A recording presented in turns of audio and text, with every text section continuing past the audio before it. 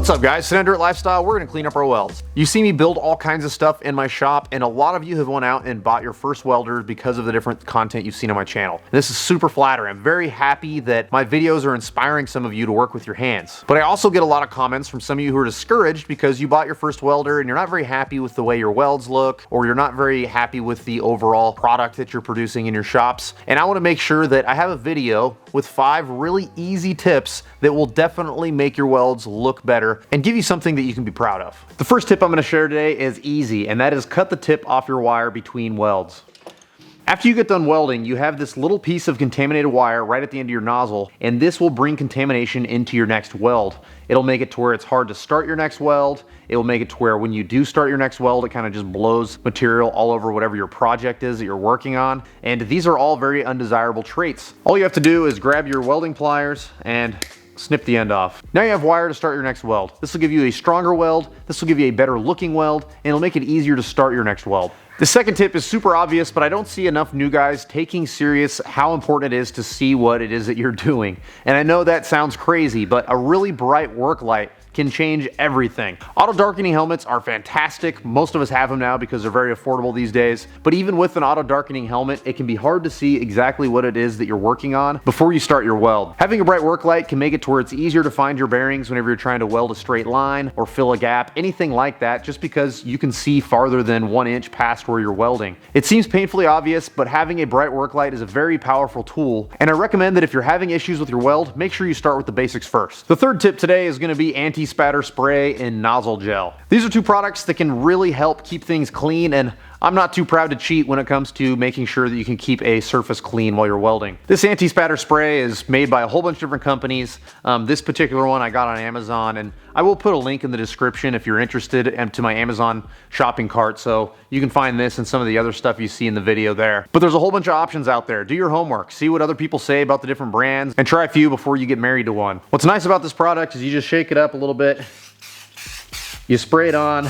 It makes it to where whenever you're welding, the spatter just kind of rolls off. It works pretty good. It doesn't work 100% of the time. There are still some little bits that will stick here and there, but for the most part, it helps a lot. And the pieces that do still stick are a lot easier to remove with the slag hammer whenever you use this stuff, or easier to get off with a flap disc. In the same vein of thought, they make nozzle gel, and nozzle gel is very simple, very popular. You can buy it anywhere as well, including Amazon. And all you do is stick your nozzle in there before you start welding, and it makes it to where it's harder for junky buildup to form inside of your nozzle.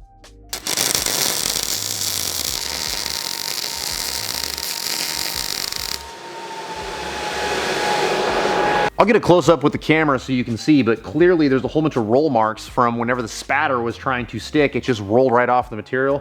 You know, this doesn't work 100% of the time. There is a couple little chunks of spatter on here, but it's definitely a big improvement over welding without the spatter spray.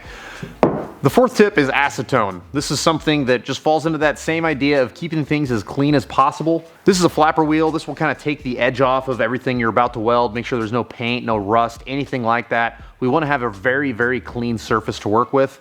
And then I go over it with acetone afterwards. And this will make it to where it takes off any oils or contaminants, even paint, stuff like that that could be left behind. And sometimes you do get some things embedded in your flapper wheel that this will be able to remove very easily. Since I just welded on this piece of material and I want to weld on it again, I'm going to clean the surface real quick with my wire brush.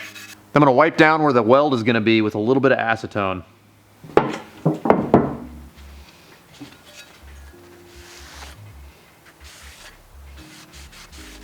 Now I can clearly see that there's no oxidation or anything that's inside where the weld's going to be, and I'm free to give it another little spritz of this stuff.